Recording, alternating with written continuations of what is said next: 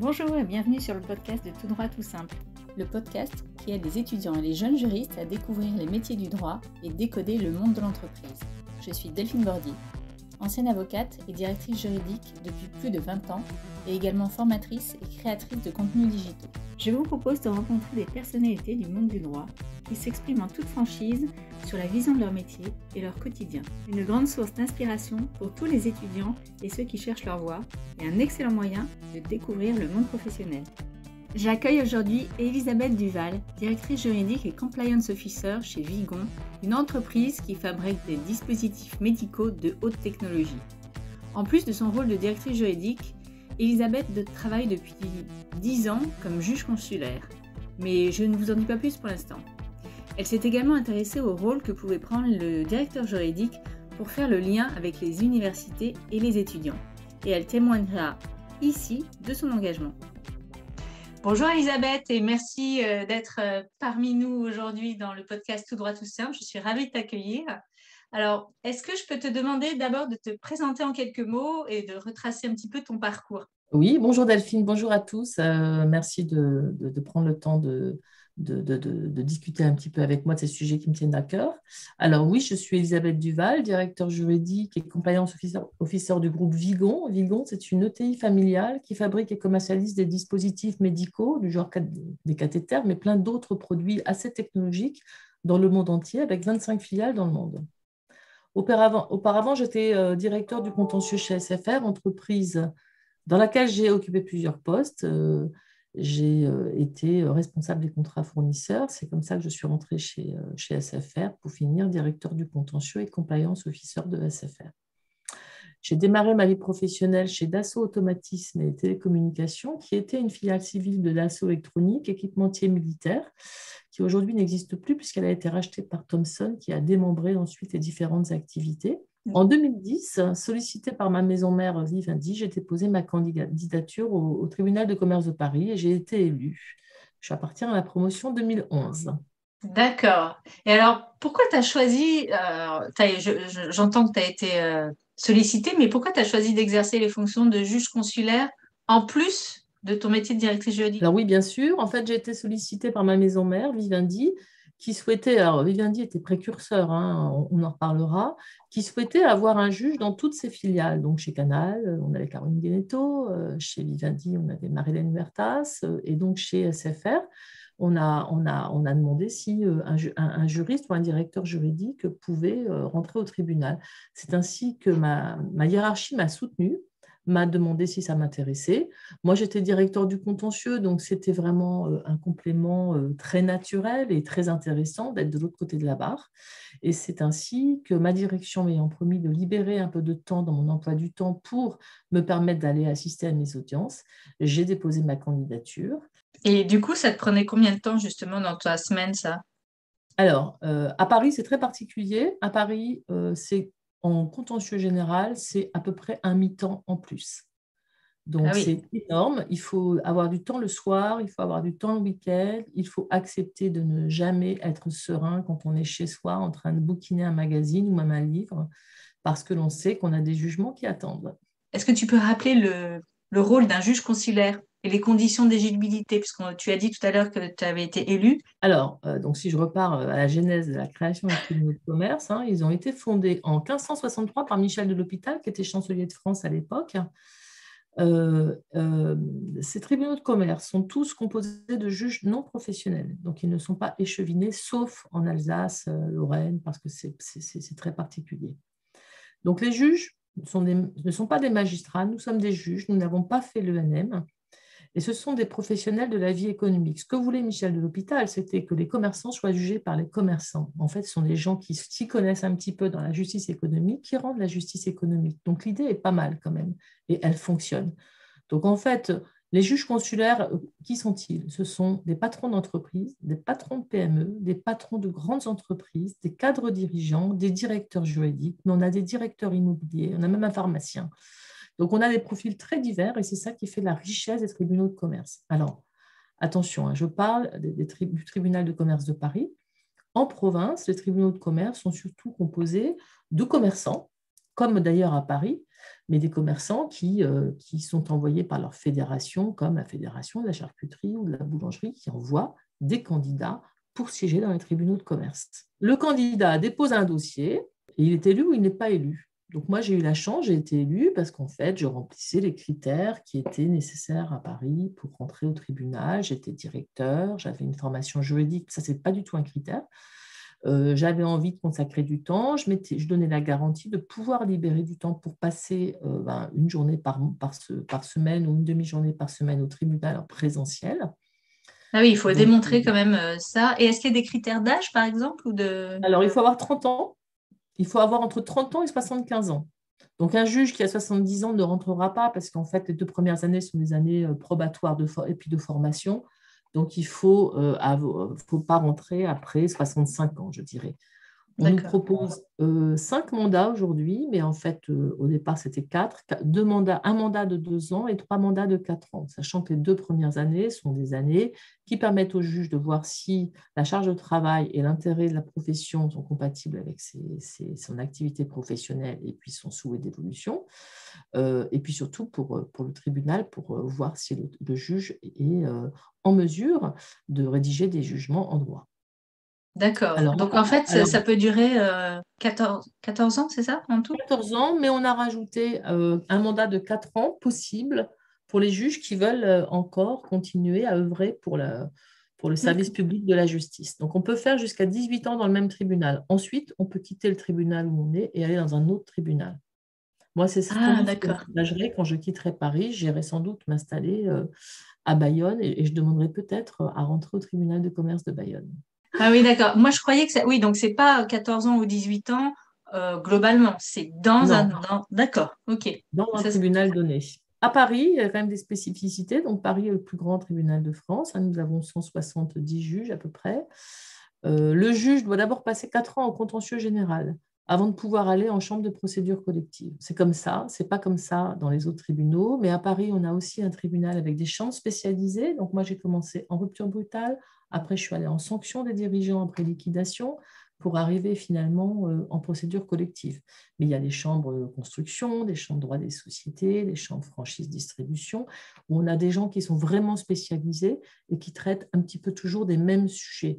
Donc, ça permet d'avoir une expertise très aguerrie. À Nanterre, Nanterre est un très grand tribunal également. Il n'y a pas de chambre spécialisée. Donc, le juge à Nanterre travaille sur tous les sujets et y compris sur les procédures collectives. C'est un fonctionnement un petit peu différent.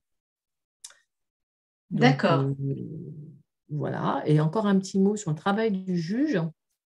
Le juge au tribunal de commerce a la particularité de préparer ces audiences. Je ne veux dire du mal de personne, mais il y a d'autres tribunaux où les juges arrivent, les magistrats arrivent, ils ont moins préparé les audiences qu'au tribunal de commerce parce que le juge bénévole veut faire son travail correctement, il sait qu'il n'est pas magistrat et donc il prépare parce qu'il ne veut pas se faire piéger. Donc il Hmm. prépare ses audiences et ensuite il dirige son audience en cabinet, donc il est seul juge face aux parties ou en audience de plaidoirie. Donc là, il y a 3 juges face aux parties, mais ce n'est pas la majeure partie des dossiers. En général, on est en cabinet et on est seul.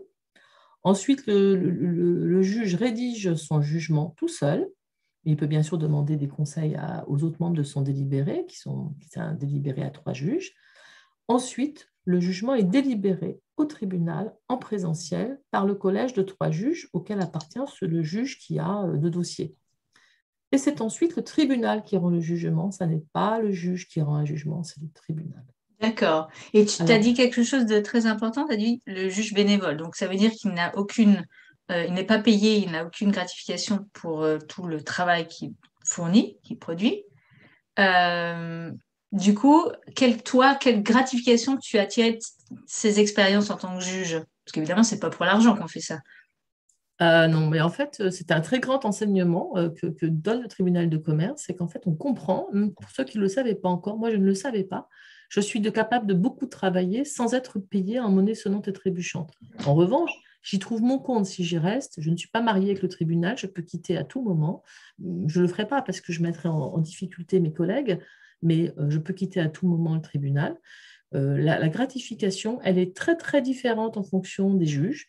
Il y a des juges qui m'ont dit Bah, j'ai divorcé. Moi, je ne voulais pas continuer ma vie comme avant. Je voulais qu'il y ait un truc qui change. Je suis rentrée au tribunal et j'ai trouvé à m'occuper intelligemment, m'occuper l'esprit, j'entends. Voilà, il y a des gens qui, en fait, sont en fin de carrière, qui trouvent que c'est sympa de se faire appeler Monsieur le Président et qui ont envie de s'occuper intellectuellement l'esprit plutôt que d'aller juste jouer au golf.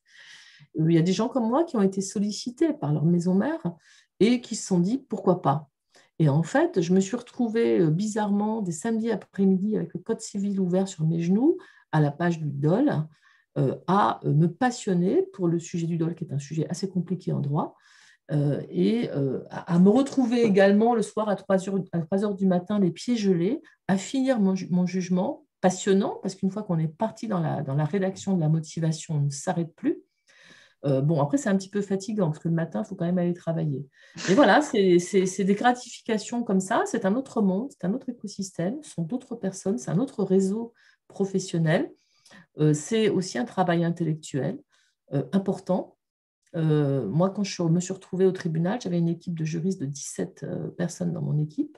Je faisais plus beaucoup de droit, je faisais beaucoup d'organisation et beaucoup de management. Je me suis Ouais. retrouvée à faire de nouveau du droit et à réfléchir sur des notions de droit qui remontaient à mes études de droit. Ouais, Donc oui, pour voilà, toi, c'était un vrai complément intellectuel, finalement, à ton travail de management en plus, en tant que directrice absolument. juridique. Hmm. Donc voilà, le juge trouve son compte d'une certaine façon. Il se fait de nouveaux amis également. Il y a beaucoup de choses qui sont organisées autour du tribunal qui rendent la vie plutôt sympathique. Et puis on rencontre des gens, alors, il n'y a pas que des stars au tribunal, mais on rencontre des gens qu'on ne rencontrerait jamais dans la vie que nous avons. Et ça, c'est des rencontres qui sont tout à fait passionnantes. Et tu l'as dit tout à l'heure, donc il faut avoir 30 ans. Est-ce que toi, tes collègues juges, ils étaient plutôt jeunes ou il y avait vraiment tout âge Bah, écoute, c'est très drôle la question que tu poses parce qu'en fait, on était 17 dans la promotion 2011 et il y avait 3 femmes. Et des 3 femmes, j'avais 48 ans, les 3 femmes, j'étais la plus vieille. Il y avait mon amie présidente du Cercle Montesquieu, Laure Lavorel, qui était dans ma promotion, et une autre jeune femme qui était encore plus jeune que nous, Laure étant plus jeune que moi. Donc, les hommes étaient plus âgés. Il y avait quelques hommes qui n'avaient pas 50 ans, mais je pense 2 maximum. En général, la population sont des gens qui approchent de la soixantaine et qui commencent à s'intéresser à ce qu'ils vont faire ensuite, après leur retraite. Cela dit, il y a quand même beaucoup de jeunes au tribunal, de plus en plus. On essaye de faire rentrer des hommes et des femmes, parce que les femmes travaillent plus que les hommes à la maison. C'est encore vrai malgré tout. Et donc, prendre un job en plus non rémunéré, c'est compliqué pour elles. Hmm. Mais c'est la raison pour laquelle il y a moins de femmes au tribunal de commerce. Mais ce sont des choses qu'on essaye de corriger et on essaye aussi d'avoir des recrutements de juges actifs, c'est-à-dire des juges qui sont encore très impliqués dans la vie économique pour justement avoir des jugements au plus près de la réalité économique. D'après toi, quelle est la meilleure formation pour être un bon juge consulaire? Ce serait plutôt l'université, le droit, l'entreprise, ou justement c'est cette diversité qui est la plus riche et qui fait que les jugements sont ce qu'ils sont? À Paris, nous avons beaucoup de polytechniciens et d'HEC. Les juristes sont grosso modo le fond du panier. Je le dis de façon très humble, mais c'est la vérité. Dans d'autres tribunaux, il n'y a pas Donc en fait, il y a autant. peu de juristes au tribunal de commerce de Paris, c'est ça? Il y a assez peu de juristes, mais on essaye d'avoir des juristes dans tous les délibérés.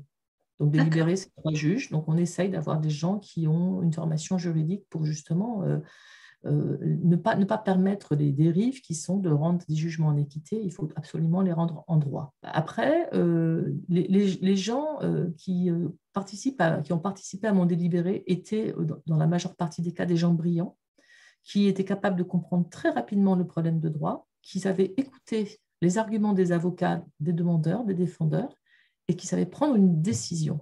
Et en fait, qu'est-ce qu'il fait, le juge? Le juge, il tranche en ayant écouté les 2 parties. Donc, en fait, je dirais que le juriste a des atouts. Bien sûr, la formation universitaire est facile parce qu'on a une formation de 5 mois quand même. Pour un juriste, c'est plus simple hein, quand on travaille sur la caution, sur des notions qu'on a déjà vues. Il y a des gens qui n'ont jamais vu ces notions-là et qui rament un peu tout patron Hmm. qu'il soit dans leur entreprise. Mais ce sont des gens qui, à l'inverse peut-être de certains juristes, savent prendre des décisions très rapidement, sans état d'âme et sans hésiter. Et c'est ce qu'on demande au juge. On lui demande de prendre une décision, il faut trancher. Donc, je dirais que ça a été très, très intéressant pour moi, qui était patron d'une équipe de 17 personnes, d'arriver à travailler ma prise de décision. Moi, je prends des décisions très rapidement. Et ça, c'est le tribunal qui m'a appris à le faire, sans doute. Après, j'avais peut-être des prédispositions, mais c'est certain que j'ai accéléré cette compétence. Et inversement, les juges qui n'ont pas de formation juridique, ben, eux, ont appris. Savaient sans doute prendre des décisions plus vite que moi, mais ont appris, eux, à écouter les arguments de droit et à décider en droit.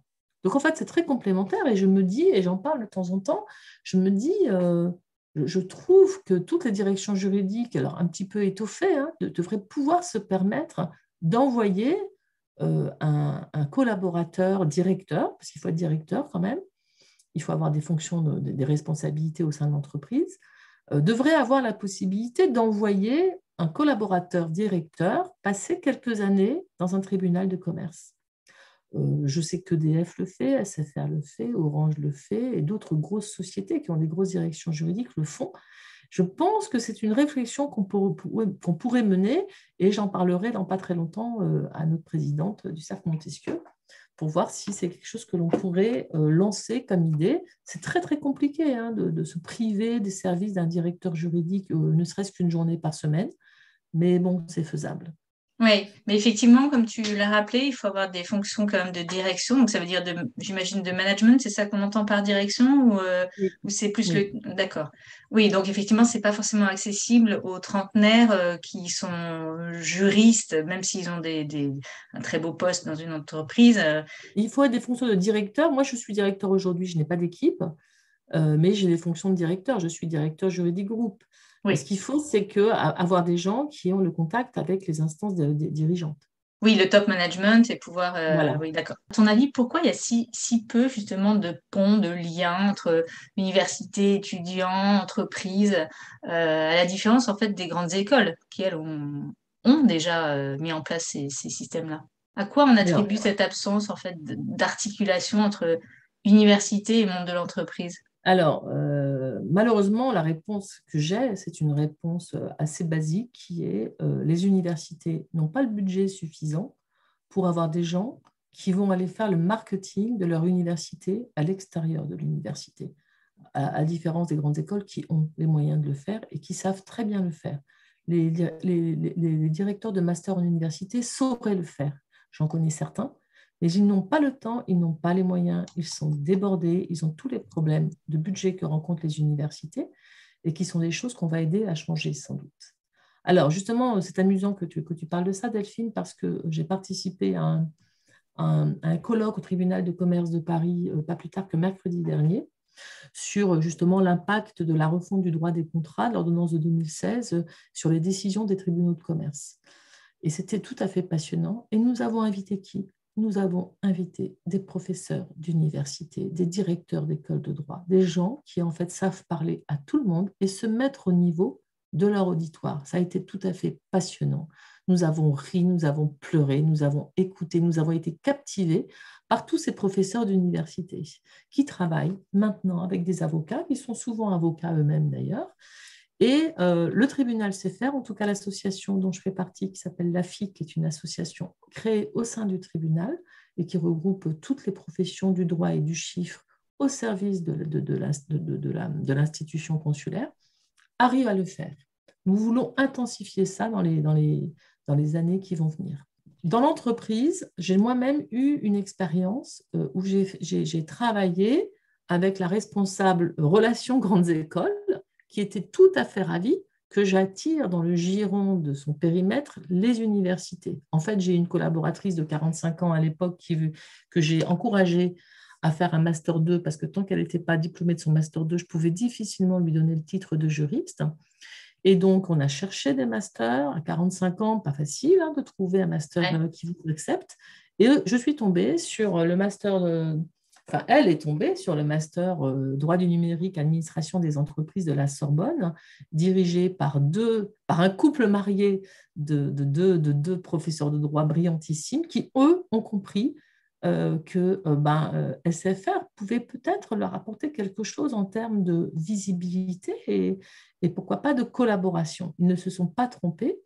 puisque du coup, quand j'ai appris que ma collaboratrice était prise en master, j'ai proposé un partenariat au master droit du numérique, administration des entreprises de la Sorbonne, et nous avons organisé un gros roadshow au sein de SFR, au 36e étage, avec une vue à couper le souffle, où j'ai demandé à tous les directeurs et tous les responsables juridiques de l'entreprise qui travaillent sur des thématiques juridiques toutes différentes. On a l'immobilier, on a la construction pour construire les chapes de béton, pour mettre les antennes, on a le droit de la consommation, le droit des affaires, le contentieux, La concurrence, le tout. droit de la concurrence, enfin on La touche propriété intellectuelle, oui, il y a vraiment tous les... voilà, les brevets, les contenus, le droit à l'image, les films, enfin tout ce qui touche de près ou de loin aux différentes thématiques de droit sont abordés par une entreprise comme SFR et par plein d'autres aussi. Et donc ça a été très intéressant. Ça a été intéressant pour les étudiants pour qu'ils comprennent ce qu'une entreprise peut leur offrir en termes de périmètre d'intervention juridique. C'était très intéressant également pour les membres de la direction juridique qui ont découvert ce que faisaient leurs petits camarades à côté. Je dois dire que la direction juridique et le secrétariat général étaient assez contents de l'intervention qui a eu lieu. Ensuite, nous avons proposé pas mal de choses. Nous avons proposé, mais je ne sais pas si ça a eu lieu, avec la responsable grandes écoles, justement, relations grandes écoles, nous leur avons proposé de leur faire passer des speed dating entretiens à blanc. Moi, je l'ai fait avec mes collaborateurs, puisqu'en fait, je me suis engagée au sein de cette université, de ce master, à prendre un alternant pendant 3 ans et un stagiaire, ce que j'ai fait, et je leur ai fait passer des entretiens à blanc. Et là, je leur ai mis une note. Ils ne dépassaient pas 1/20 à chaque fois parce qu'ils ne s'étaient pas préparés sérieusement à l'entretien, parce qu'ils me disaient bonjour sans me dire bonjour madame, parce qu'ils n'étaient pas bien habillés, ils n'avaient pas préparé l'entretien, ils n'avaient pas préparé leurs questions. Et donc, c'était complètement raté. Donc, on a beaucoup rigolé, mais on a beaucoup travaillé Mais une aussi. grande leçon en même temps pour tout le monde.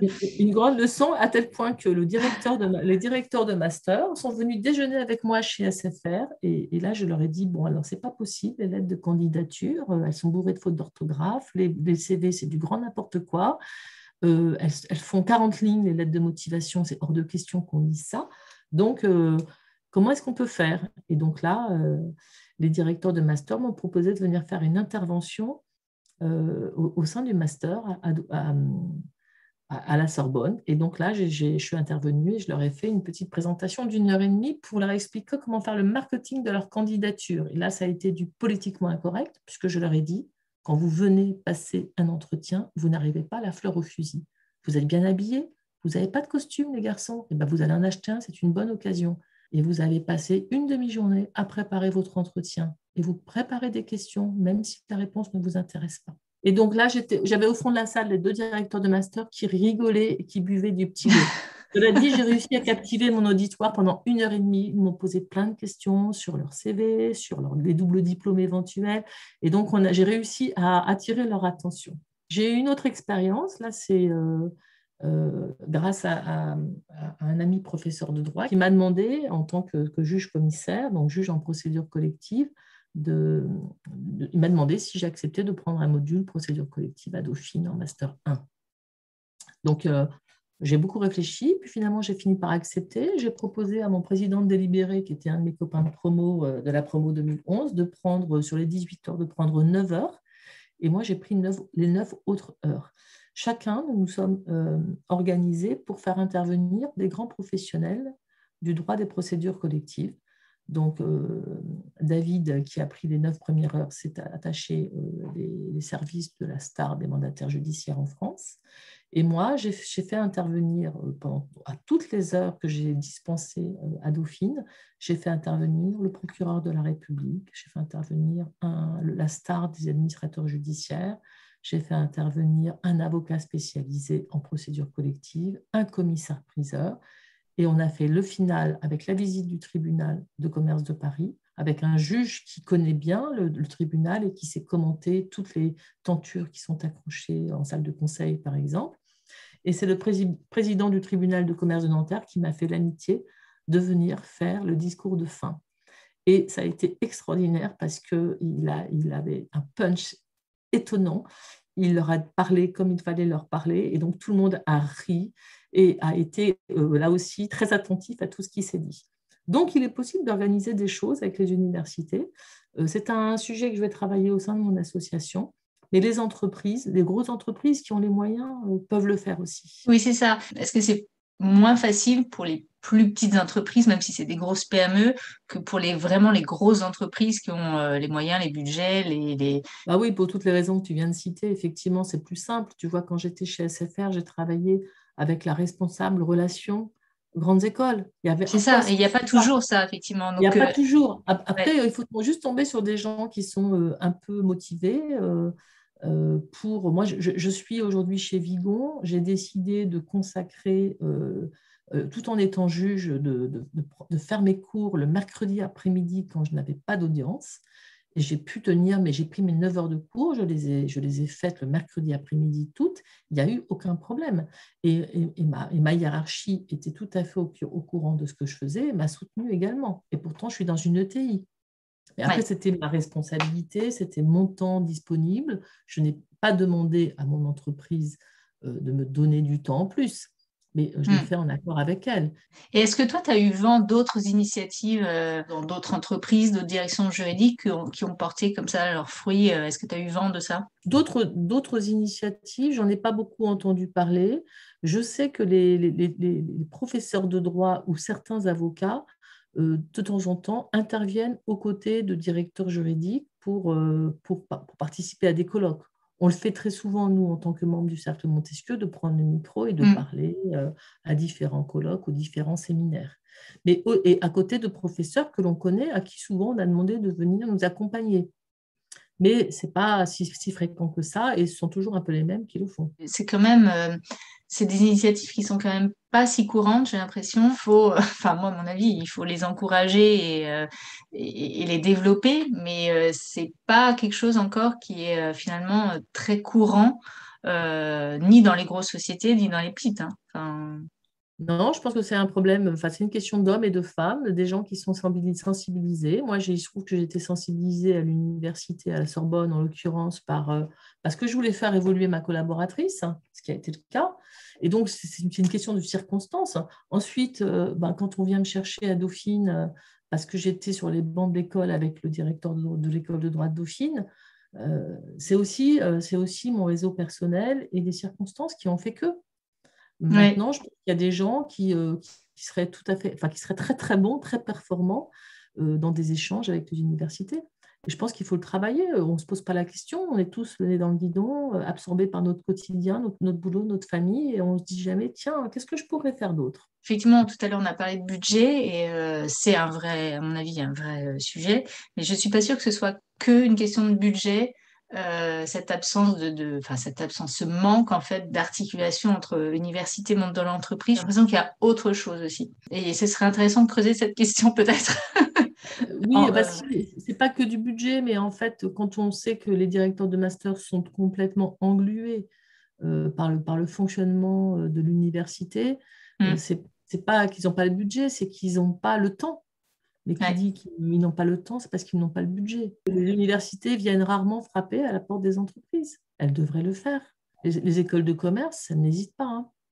Exactement. J'ai eu une de mes collaboratrices aussi qui venait du fameux master et qui a participé à une de mes réunions de direction à laquelle j'avais invité la DRH.